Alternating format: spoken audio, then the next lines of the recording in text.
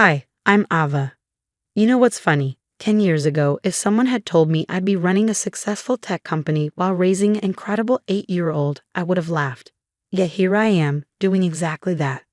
Life has a way of surprising you. Sometimes in good ways, sometimes not so much.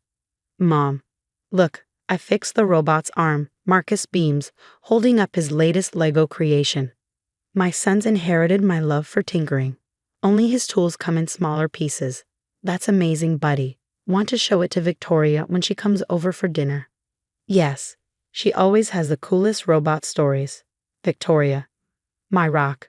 My business partner. My family in every way that matters. From co-founding our company to helping me navigate single parenthood, she's been there through it all. Even my divorce from James 3 years ago.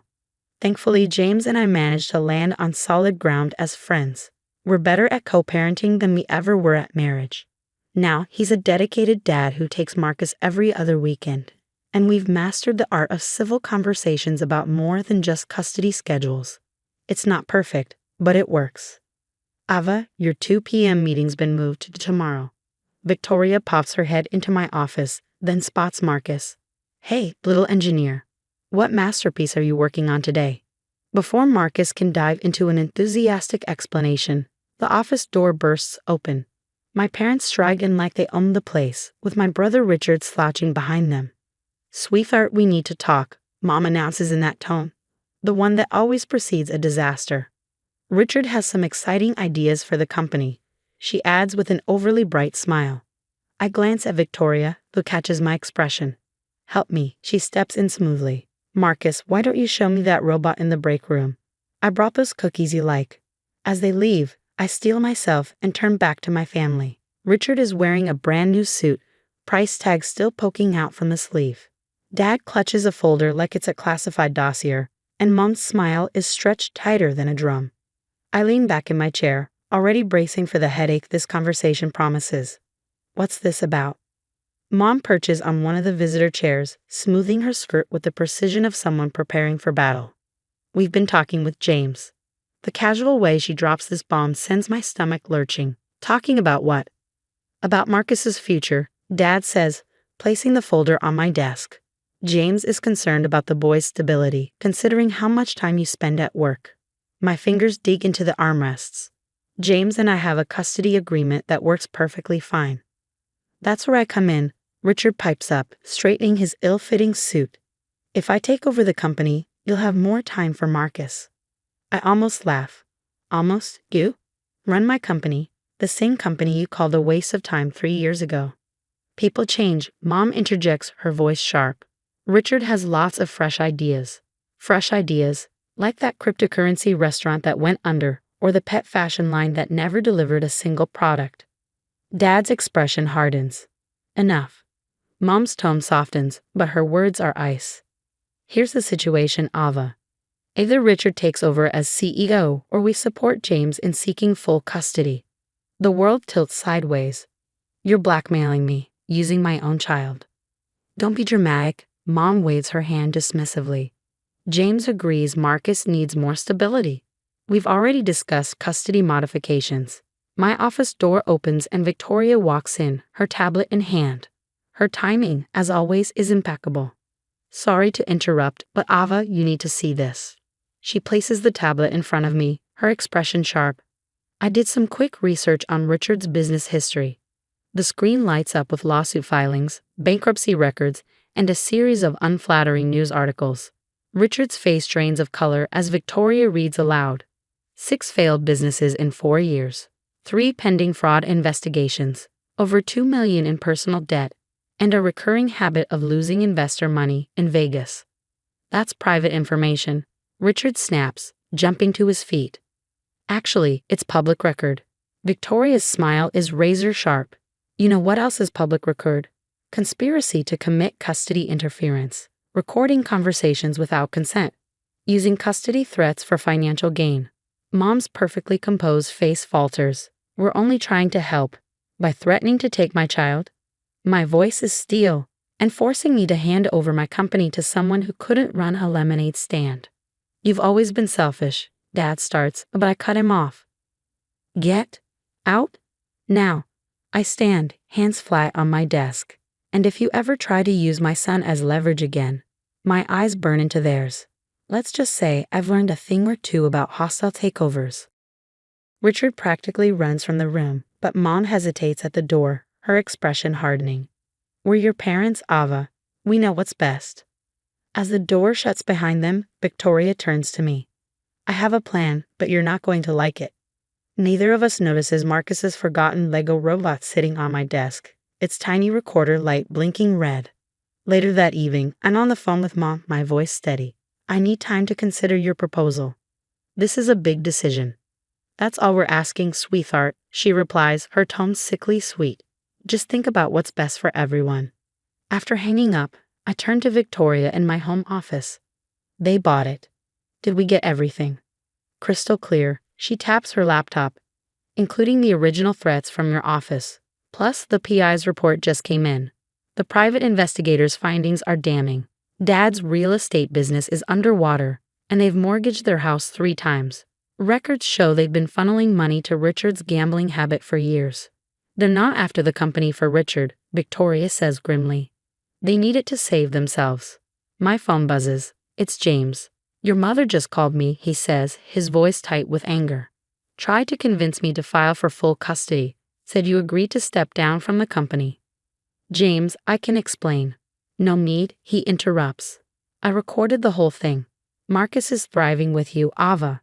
I'm not letting them use our son as a pawn. Relief floods through me. Thank you. The lawyer's already drawing up a restraining order. But heads up, Richard was asking weird questions about your company's security system last week when he picked up Marcus. Victoria's already pulling up the security feeds. There he is, she mutters, pointing to footage from the server room. We watch as Richard sneaks in late at night, plugging a device into the main servers. It's a data theft device, Victoria confirms. Amateur hour. He triggered 3 silent alarms and smiled right at the camera.